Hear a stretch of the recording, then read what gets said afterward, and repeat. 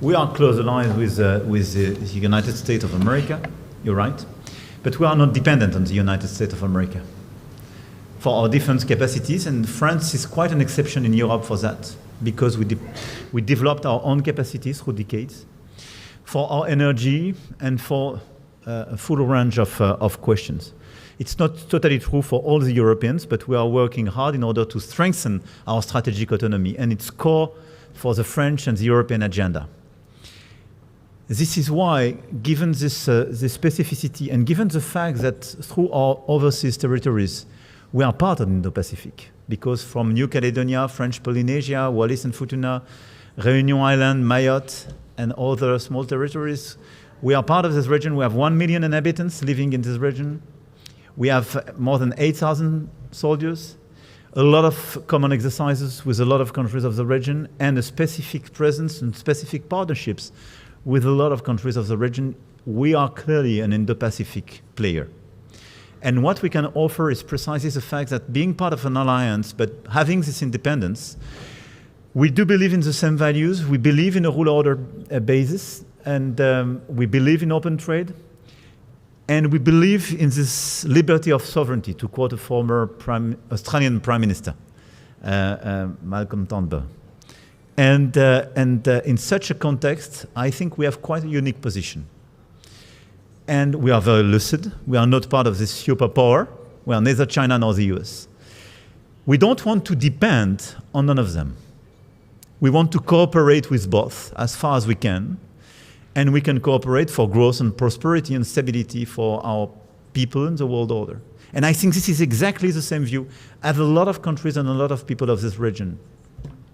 So we want to play together in order to do so. How to de-risk ourselves, and how precisely to engage with ASEAN, which is clearly central, but all the Indo-Pacific members, in order to have more stability, de-risk ourselves from these big players, and work very closely together to have this third way possible.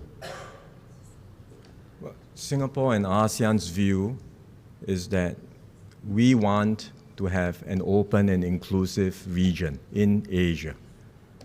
We want a region that is not dominated by any single power, that does not have exclusive arrangements with any single power.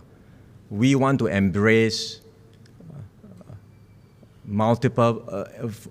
comprehensive engagement with all parties and embrace win-win arrangements rather than zero-sum competition.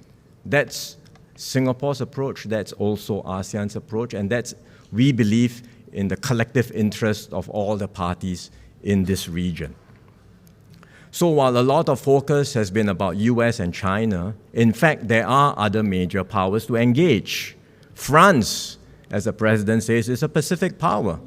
France has significant capabilities across a wide range of different areas, and we have long-standing relations with France bilaterally, but we also welcome France to do more, not just with Singapore, but also with the rest of Southeast Asia. And we are very happy that the President had a very good visit this time, not just to Singapore, but prior to this, to Vietnam, to Indonesia, and he will be the first European leader to speak at the Shangri-La Dialogue later this evening.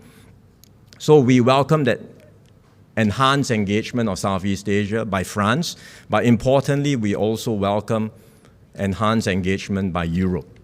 And France leading the way for the rest of Europe to engage Southeast Asia and ASEAN in a more significant way, I think is an important strategic imperative for us. And we can engage across a wide range of areas, on defense, on security, on the economy, on energy, on all the things that we talked about. So the bilateral initiatives that we have between Singapore and France can be a pathfinder for Europe and ASEAN to do more together as well. And by having these additional links for all the major powers to have stakes in Southeast Asia and Asia, to work together, to find win-win arrangements, we believe such a configuration makes for a stabler configuration in Asia. It will reduce the chances of conflict, and it will maximize the likelihood for continued peace and shared prosperity amongst all the parties.